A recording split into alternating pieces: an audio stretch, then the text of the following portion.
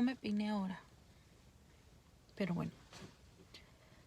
Hi guys, it's me again.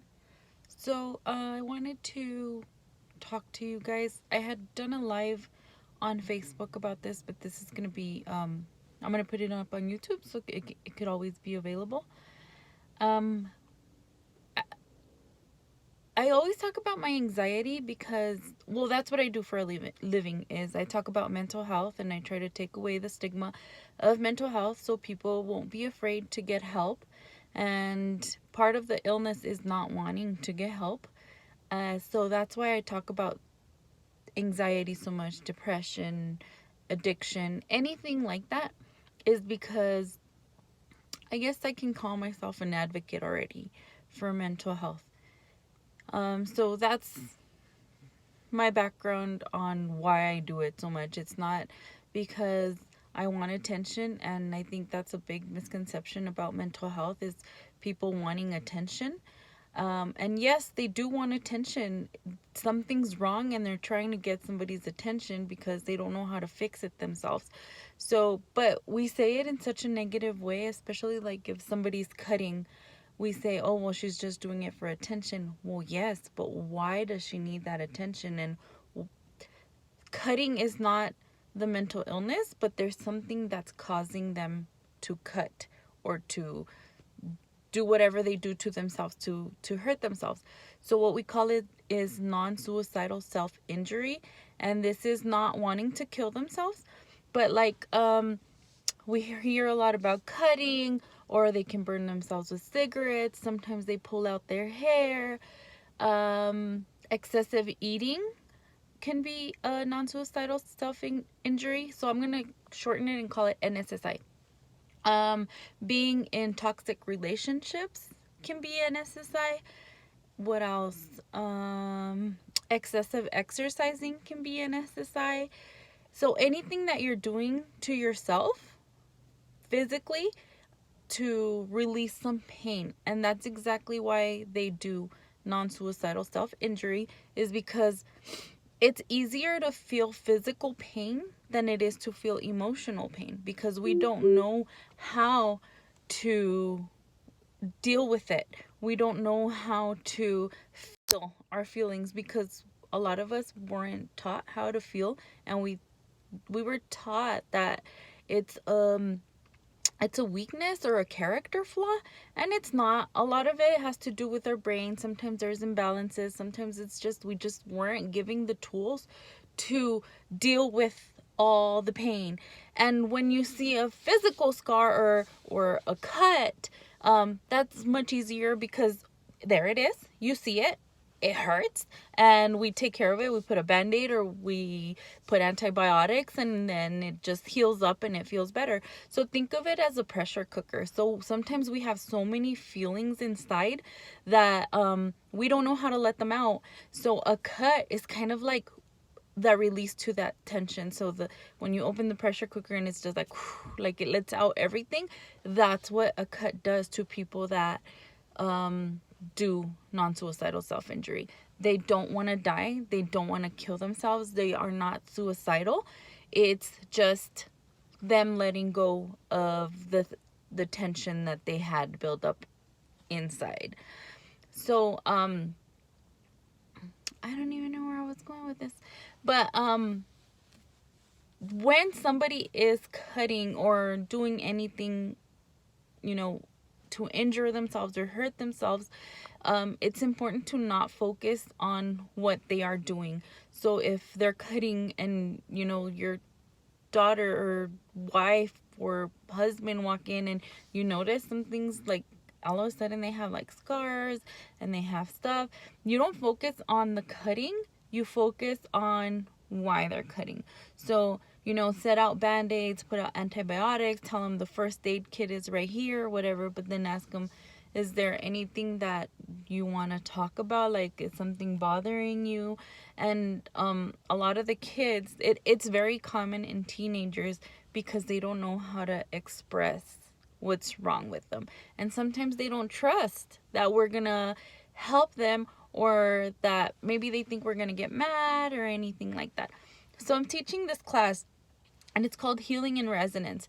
And what it is how your brain can heal no matter how old you are. You can be a baby up to an adult.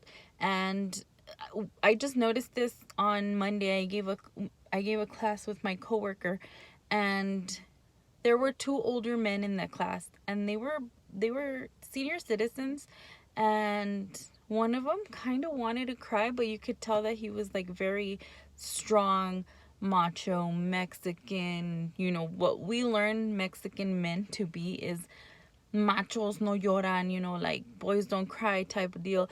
But when I was giving the class, he stopped and he's all like, maybe I can't fix everything I did, but I can definitely understand now why I am the way I am.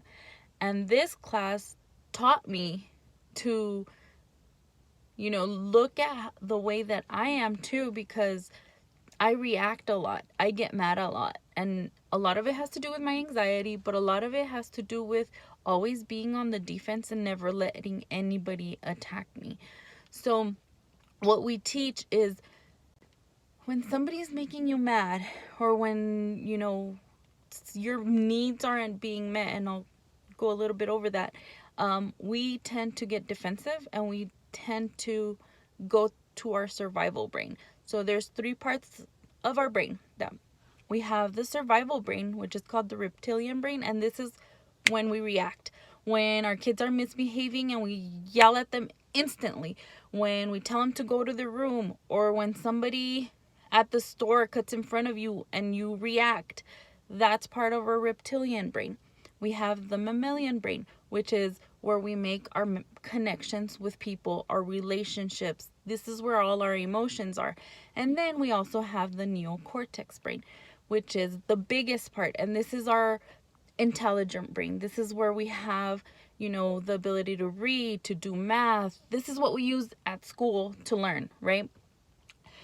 Most of us, when we get angry, when somebody attacks us, we use our reptilian brain, which is a survival brain, and we act right away without thinking. When somebody makes us mad, when our husbands make us mad, when our parents make us mad, we don't think about it because we start reacting with our reptilian brain. And what this does is it puts us in I guess situations that aren't easy, and then we start breaking those connections that we have with humans, with other relationships, and then that's when the strain happens and we start not talking to people, and I don't like her and she's a bitch, and you know what, screw that person, or whatever. But what we want to do is think with our mammalian brain, which is the emotional brain, which is the one that's thinking about feelings and being empathetic. And when our child is like, mom, mom, mom, mom, mom, and you're like, get it, what do you want?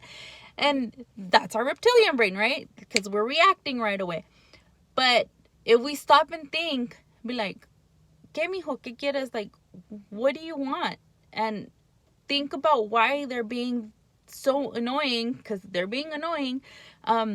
And just look at them and be like, well, what do you want? Well, there's something that they want, obviously. And it might be attention. It might be that they're hungry. It might be that they're thirsty. But if we go to that mammalian brain and we start asking them what they want instead of screaming at them for being annoying, you give them the drink, and what's going to happen? They're going to drink it and go away. Instead, we yell at them and tell them, go to your room. And they go to their room and they're crying and they're upset. And guess what? Their need didn't get met. So that's what we call the circle of security. There's a need. You have a need. And this happens with adults, not just kids, but I'm going to use it as a kid thing because it's easier. So there's the need. The kid is hungry. And then the kid is going to cry, right? Because they're hungry. So when they start crying, they're trying to get your attention because they want food. So then you respond to it. By responding to them, you feed them, right? So then when you feed them, their need is met. So then their need is met and they complete the circle. They have a need, they cry, you meet their need, you respond to them, you meet their need. So it's a full circle. When they complete this circle, they're learning how to trust. They're learning how to trust you, but not only you, they're learning how to trust other people around them. So now, let's say they have a need, they come crying to you, you yell at them, you hit them, you send them to their room, you don't meet their need, right? They run to their room, their need didn't get met. So when their need didn't get met, let's say they go to sleep and they're not hungry anymore. Why? Because they're asleep, right? So that need got pseudo met. When it got pseudo met, this circle, it didn't go full circle. So now they're not trusting you. Why? Because they were hungry, they cried, you didn't feed them, and they went to sleep hungry. So that trust is no longer there. So that's an extreme example, but this is what happens when we don't go to them when they're crying. So I know as Mexicans, in my culture, we say something like, ay, déjalos que hagan pulmón. Let them develop their lungs. Let them cry. Let them, they have to deal with it. Now, I know they can be little assholes. I am not saying all kids, are crying. Just sometimes they're just crying because they're crying and you told them you were going to feed them and they're just being very impatient and they have to learn how to be patient, but they're still crying. Now, I understand when you're like, okay, you need to go to timeout and they're going to cry in timeout. This is not what I'm talking about. I'm talking about you just totally ignore their need and you let them go to bed without feeding them and they're really actually hungry. That's when they're not developing to trust. And it's not only not trusting you, but they're not trusting other adults because you're the main parent, the guardian, the one that should be meeting their needs. Now, they're going to start from 3 months that they're in your tummy all the way to 2 years. They're trusting you to meet their basic needs. And this is crucial to why you do not want to let them cry a lot. Why you do not want to just leave them in their crib because, tienen que hacer pulmón. No, something's wrong. You need to make sure. Sometimes they just need a hug. It's that simple. But I learned this the hard way because I was taught, ay, déjalo que llore, like, ahorita se calla. Pues sí, porque they're gonna be quiet after you don't go get them because their needs were pseudo met. They're meeting their own needs by themselves instead of the parent meeting that need. And they're not developing that trust circle. So next time we see a kid like in the store crying, like I used to be that person that'd be like, God damn it, lady, like take care of your, like, do something about your kid. And I'll be like, look at that kid, malcriado, like he has no manners, and look at him, I used to be the one complaining about the kid, and now it kind of like turned around.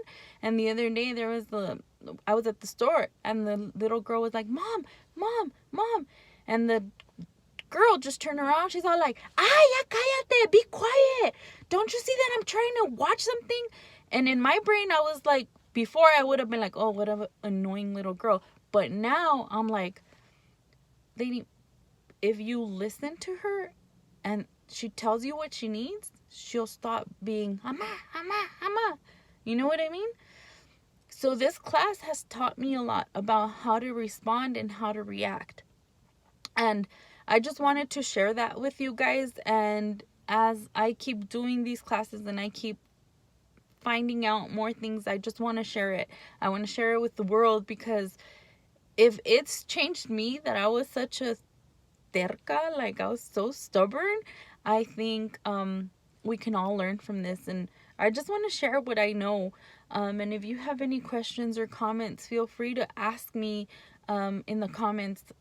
And that's it. That's what I wanted to share. And I don't want to go on too long because I'm already at 15 minutes and I actually want you guys to watch this video, and I know if it's too long, you guys won't watch. So, yeah, ask me any questions you have, and I'll keep doing these videos, and have a great week. Bye.